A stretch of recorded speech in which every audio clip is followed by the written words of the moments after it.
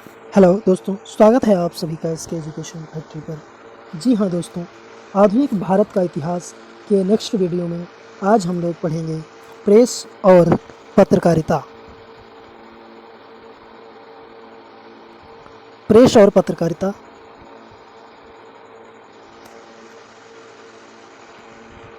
1799 में वेलेजली ने सर्वप्रथम प्रेस सेंसरशिप लागू की। 1823 में गवर्नर जनरल प्रिंस एडम्स ने भारतीयों द्वारा संपादित पत्रों पर कड़े प्रतिबंध लगा दिए। राजा राम मोहन राय द्वारा प्रकाशित फारसी साप्ताहिक पिरात उल अखबार को प्रकाशन बंद करना पड़ा। गवर्नर जनरल मेंटकॉफ 1835 को प्रेस का मुक्तदाता कहा जाता है। 1878 में वर्नाकुलर प्रेस अधिनियम लागू हुआ। इस एक्ट के तहत जिला अधिकारी को यह अधिकार प्रदान किया गया कि वह भारतीय भाषा के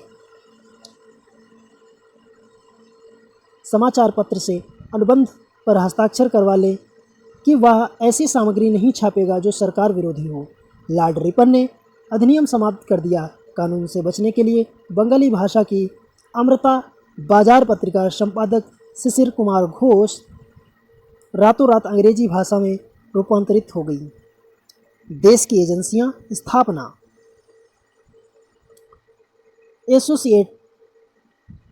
associate press of India 1910, press trust of India 1947। British सत्ता के आर्थिक प्रभाव।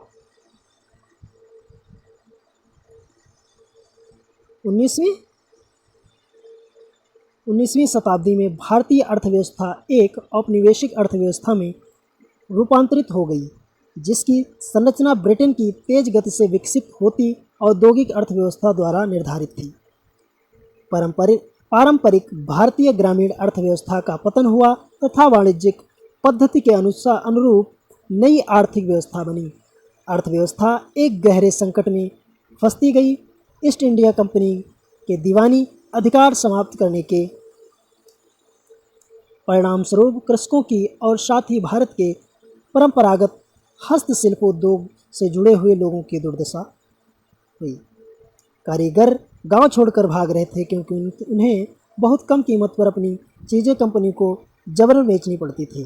किसान अपना लगान नहीं चुका पा रहे थे। कारीगरों का उत्पादन गिर रहा था और खेती चौपट होने की दशा में बढ़ रही थी। 1770 में पड़े अकाल ने बंगाल में 1 करोड़ लोगों को मौत की नींद सुला दिया। इस अकाल में लगभग 1/3 आबादी समाप्त हो गई। भारी उद्योग को अंग्रेजी में बिल्कुल बढ़ावा नहीं दिया। जूट उद्योग लगभग संपूर्णतः भारतीयों के स्वामित्व में था। सूती वस्त्र उद्योग हालांकि संपूर्णतः भारतीयों के स्वामित्व में था, परंतु यह उद्योग आकार में बहुत छोटा था। ध्यान दें, कार्ल मार्क्स ब्रिटिश आर्थिक नीति को घिनौनी मानते थे। 19वीं शताब्दी में भारत में चाय उगाना रॉबर्ट फॉर्च्यून ने संभव बनाया। वह अवैध तरीके से चीन से चाय के पौधे लाने में सफल रहा। अंग्रेजों के लिए स्थायी कृषि का विस्तार आवश्यक था, क्योंकि उससे राजस्व के स्रोतों में वृद्धि हो सकती थी। आयातों के लिए फसल पैदा हो सकती थी। ज्यों-ज्यों स्थायी कृषि का विस्तार होता गया, जंगलों तथा चरागाहों का क्षेत्र संकुचित होता गया। जब ब्रिटिश को लोग पहाड़ियों को अपने बस में करके स्थायी कृषि के लिए एक स्थान पर बसने में असफल रहे, तो उनका ध्यान संथालों झारखंड में की ओर गया। संथाल आदर्श बासिंदे प्रतीत हुए, क्योंकि उन्हें जंगलों का सफाया करने में कोई हिचक नहीं थी और वे भूमि को पूरी मेहनत से जोतते थे। 1832 तक जमीन के एक काफ़ी बड़े इलाके को दामिन ई कोह के रूप में सीमांकित कर दिया गया। इसे संथालों की भूमि घोषित किया गया। संथालों को जमीनें देकर राजमहल की तलहटी में बसने के लिए तैयार कर लिया गया। संथालों की दी जाने वाली भूमियों में यह शर्त थी कि दी गई भूमि से कम 10वें भाग को साफ करके हमें 10 वर्षों के भीतर जोतना था। अंग्रेजों द्वारा स्थापित की गई विभिन्न लगान व्यवस्था जमींदारी व्यवस्था स्थामरारी बंदोबस्त लॉर्ड कॉर्नवालिस द्वारा वर्ष 1793 में लगान की इस अव्यवस्था का सूत्रपात किया गया। प्रारंभ में यह 10 वर्ष की लगान व्यवस्था थी, परंतु शीघ्र ही यह लगान व्यवस्था स्थायी कर दी गई। यह बंदोबस्त जमींदारों के साथ किया गया। बंगाल, बिहार, उड़ीसा, बनारस जिले और मद्रास के उत्तरी जिलों से यह प्रणाली लागू की गई। उद्देश्य कॉर्नवालिस को उम्मीद थी कि इस व्यवस्था में उन्हें स्थायी आमदनी प्राप्त होगी और जमींदारों को जमीन में सुधार के लिए खर्च मिलने का प्रोत्साहन मिलेगा। दुर्भाग्यवश परिणाम बिल्कुल विपरीत रहे और किसानों की स्थिति बहुत दयनीय हो गई। लगान वसूलने के लिए बिचौलिए की एक लंबी श्रृंखला का विकास हो गया और काश्तकारों की स्थिति दयनीय हो गई। प्रावधान बंदोबस्त की शर्तों के हिसाब से राजाओं और तालुकदारों को जमींदारों के रूप में मान्यता, भूमि का औद्योगिक स्वामी मान्यता दी गई और बदले में जमींदार कुल अर्जित राजस्व का 10/11 हिस्सा अंग्रेजों को देता था। जमींदार मात्र 1/11 हिस्सा अपने पास रखता था। जमींदार कृषकों को और सरकार के लिए मध्यस्थों की भूमिका निभाने लगे। सरकार उन्हें किसानों से लगान वसूलने और कंपनी को राजस्व चुकाने का जिम्मा सौंपा गया। उनकी ओर से चुकाई जाने वाली राशि स्थायी रूप से तय कर दी गई थी। जमींदार का सुरक्षा बल रखने का अधिकार समाप्त कर दिया गया। जमींदार ने न्याय दरबार लगाने के अधिकार को समाप्त करके नए पदाधिकारी कलेक्टर को नियुक्त किया गया। स्पष्ट है कि जमींदारी के अधिकारों को बहुत संकुचित किया गया। दोस्तों, यहीं से कलेक्टर का पद सृजित किया गया। रैयतवाड़ी व्यवस्था। अंग्रेजों ने देखा कि बंगाल के जमींदार लोग किरायाजीवी में बदल गए हैं, क्योंकि उन्हें अपनी ज़मीनें पट्टे पर दे दी और आमदनी पर निर्भर रहने लगे। वह अपनी अधिविशेष आय का भूमि के सुधार में निवेश नहीं कर पा रहे थे। साथ ही आमदनी में वृद्धि होने औपनिवेशिक सरकार इस बढ़ी हुई आमदनी के अपने हिस्से का कोई दावा नहीं कर सकती थी, क्योंकि राजस्व मांग अस्थायी थी। इसीलिए ब्रिटिश अधिकारियों ने एक भिन्न राजस्व प्रणाली अपनाई। थॉमस मुनरो और अलेक्जेंडर रीड की सलाह पर यह लगान की व्यवस्था मुंबई, मद्रास, पूर्वी बंगाल और असम क्षेत्र में लागू की गई। कृषकों को जमीन का मालिक होने की कानूनी मान्यता प्रदान की गई। सीधे किसानों रैयतों से भी बंदोबस्त किया गया जो पीढ़ियों से ज़मीन पर खेती करते आ रहे हैं। सरकार भूमिगत किसानों को पट्टे देती थी ताकि वह अपनी आजीविका कमा सकें। लगान की दर 30 वर्षों के लिए निश्चित कर दी गई। महालवाड़ी बंदोबस्त। होल्ट मैकेंजी नामक अंग्रेज ने एक नई व्यवस्था तैयार की जिसे 1822 में लागू किया गया। यह लगान व्यवस्था उत्तर पश्चिम भाग, पंजाब, पश्चिम उत्तर प्रदेश और मध्य भारत में अपनाई गई।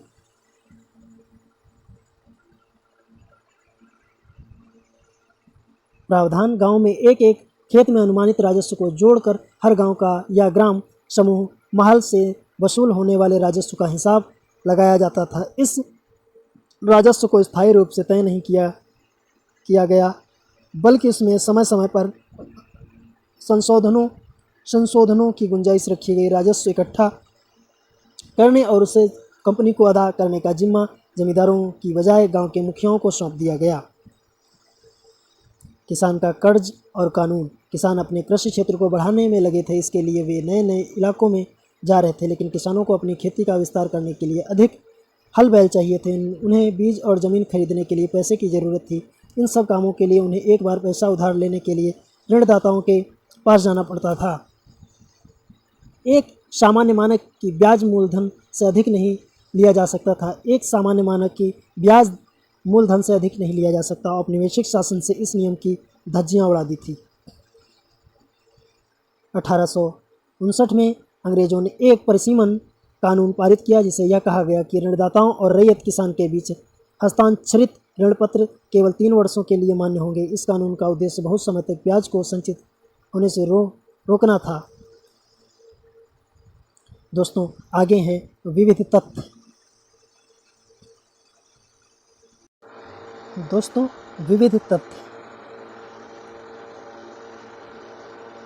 आधुनिक काल के प्रख्यात चित्रकार जैमिनी राय, असित हलदर, नंदलाल बोस, अब्दुल रहमान जगताई, गजेंद्र नाथ टैगोर और अभिनंद्र नाथ टैगोर दोनों रविंद्रनाथ टैगोर के भाई थे।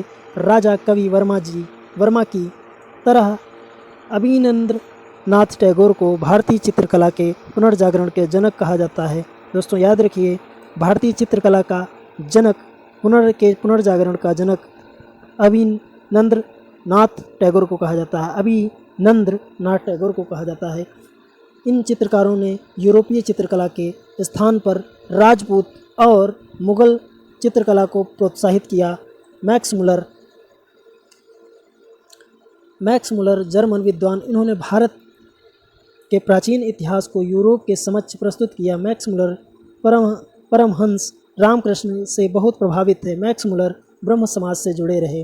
प्राचीन कला परंपराओं को बढ़ावा देने के लिए अभिनंद्रनाथ टैगोर ने Indian society of horizontal art की स्थापना की। सुरेंद्र नाथ बनर्जी भारतीय प्रशासनिक सेवा में बर्खास्त होने वाले प्रथम भारतीय थे। राजनीतिक सुधारों का विरोध करने वाले पहले भारतीय थे। मोहम्मद इकबाल इनकलाब जिंदाबाद नारा दिया। सारे जहां से अच्छा हिंदुस्तान हमारा। मौलाना रहमत मोहानी कांग्रेस में अहमदाबाद अधिवेशन में संपूर्ण राजस्व को कांग्रेस का लक्ष्य मानने का प्रस्ताव रखा। बहराम जी एम मालाबारी 19वीं शताब्दी महानतम समाज सुधारक थे। विष्णु शास्त्री पंडित महाराष्ट्र में 1866 में विधवा पुनर्विवाह को बढ़ावा देने के लिए इस संस्था की शुरुआत की। हिंदू मुस्लिम एकता का राजदूत सरोजनी नायडू ने मोहम्मद अली जिन्ना को हिंदू मुस्लिम एकता का राजदूत कहा। पट्टाभी सीतारमैया को कांग्रेस के आधिकारिक इतिहास के रचयिता हैं। महात्मा गांधी ने रविंद्रनाथ टैगोर को महान प्रहरी कहा था। रविंद्रनाथ टैगोर का जन्म 1861 में, मृत्यु 1941 में हुई। 1938 में सुभाष चंद्र बोस द्वारा जवाहरलाल नेहरू की अध्यक्षता में नेशनल प्लानिंग कमेटी की स्थापना की गई। विश्व युद्ध प्रारंभ होने के कारण इसकी सिफारिशें लागू नहीं हो पाई। 1944 में श्रीमन नारायण अग्रवाल ने गांधीवादी योजना को प्रतिपादित किया। योजना में ग्रामीण स्वावलंबन, कृषि और लघु उद्योग आधारित विकेंद्रीकृत अर्थव्यवस्था पर जोर दिया गया। 1945 में एम.एन. राय ने पीपल्स योजना को प्रतिपादित किया। इसमें राज्य के स्वामित्व वाले उद्योग कम्युनिस्ट विचारधारा की अनुशंसा की गई। 1950 में जे.पी. नारायण ने सर्वोदय योजना को प्रतिपादित किया। यह योजना गांधीवादी योजनाओं और विनोबा भावे के सर्वोदय विचार से प्रभावित थी। इसमें लघु और हथकरघा उद्योग पर बढ़ावा देने की सिफारिश की गई। कथन: आर कोपलैंड भारतीय राष्ट्रवाद ब्रिटिश राज का शिशु था। अरविंद घोष राजनैतिक स्वतंत्रता राष्ट्र का जीवन श्वास है। के.एम. फणिक्कर ब्रिटिश शासन की सबसे अधिक महत्वपूर्ण उपलब्धि भारत का एकीकरण था। क्लेमेंट एटली ब्रिटिश सरकार भारत के विभाजन के लिए उत्तरदायी नहीं है। क्लेमेंट एटली डोडो की भांति साम्राज्यवाद दिवंगत हो चुका है। महात्मा गांधी आज़ादी हमारी पहुंच के अंतर्गत है, हमें इसे कसकर पकड़ना चाहिए।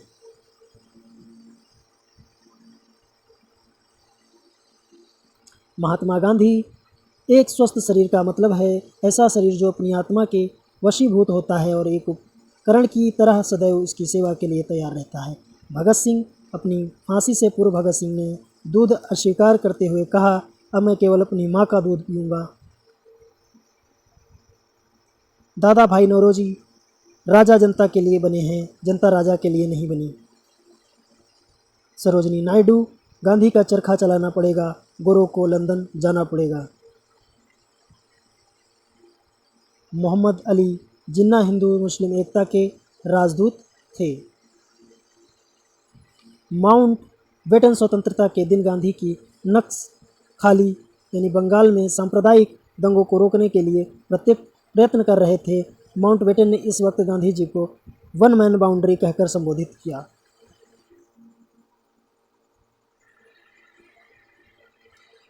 जवाहरलाल नेहरू प्रत्येक वस्तु प्रतीक्षा कर रही है परंतु कृषि नहीं।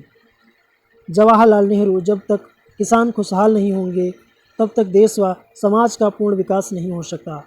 जवाहरलाल नेहरू ने एक समाजवादी और गणतंत्रवादी हूँ मैं एक समाजवादी और गणतंत्रवादी हूँ मैं और मुझे राजाओं और राजकुमारों में विश्वास नहीं है। रूस के पीटर द ग्रेट का कथन ध्यान से कि भारत का वाणिज्यिक विश्व का वाणिज्यिक है। जो भी इस पर पूरी तरह से नियंत्रण रखेगा वही यूरोप का अधिनायक तानाशाह होगा। अबे जे डब्बाइस एक हिंदू स्त्री कहीं भी अकेली जा सकती है, यहाँ तक कि सबसे अधिक भीड़ भाड़ वाली जगहों में भी, और उसे कभी भी निकम्मे आवारागर्दों की गुस्ताख नज़रों एवं परिहासों से डरने की आवश्यकता नहीं है। दोस्तों, कांग्रेस अध्यक्षों की सूची, इसको हम लोग देखेंगे अब। डब्ल्यू.सी. बनर्जी 1885 मुंबई के संस्थापक, स्थान मुंबई, वर्ष 1850। दादा भाई नौरोजी 1886 में कलकत्ता का अधिवेशन किया। बदरुद्दीन तैयब जी तीसरे अध्यक्ष परंतु मुस्लिम तौर पर पहले अध्यक्ष 1887 अधिवेशन मद्रास में हुआ। जॉर्ज यूल प्रथम अंग्रेज 1888 इलाहाबाद स्थान में इन्होंने अध्यक्षता की। सर विलियम्स बेडरवर्न 1889 बॉम्बे। डब्ल्यू.सी. बनर्जी 1892 इलाहाबाद।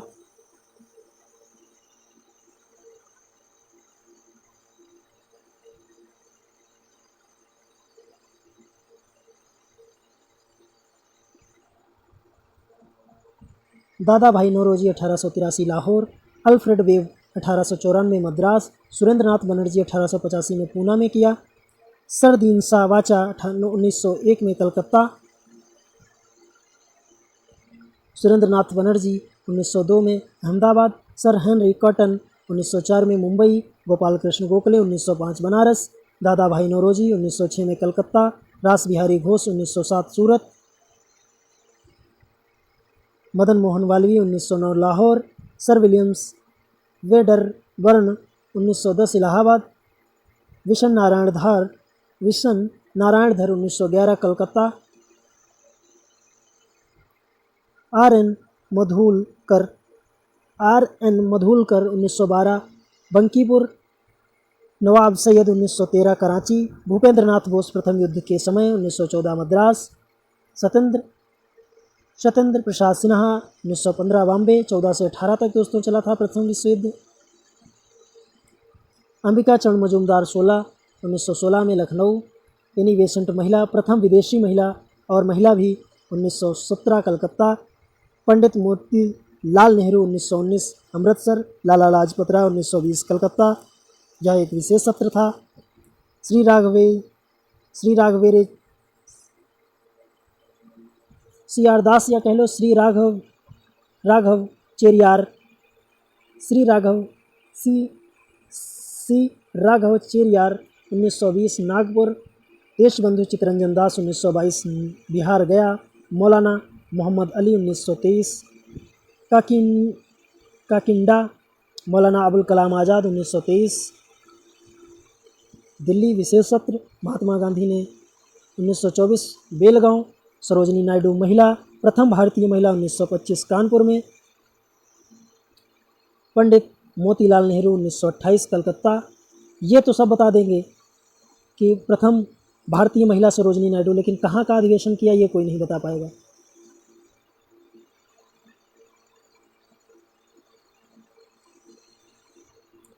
पंडित जवाहरलाल नेहरू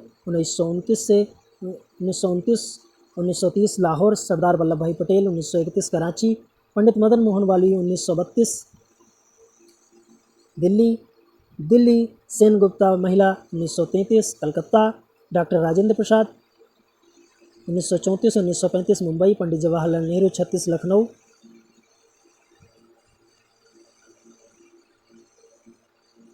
पंडित जवाहरलाल नेहरू 1937 फैजपुर महाराष्ट्र, नेताजी सुभाष चंद्र बोस 1938 हरिपुरा गुजरात, नेताजी सुभाष चंद्र बोस द्वितीय विश्व युद्ध 1939 त्रिपुरी मध्य प्रदेश, मौलाना अबुल कलाम आज़ाद 1940 से 46 Ramgarh, Acharya J B Kripalani 1946 Meerut, Acharya J B Kripalani 1947 Delhi,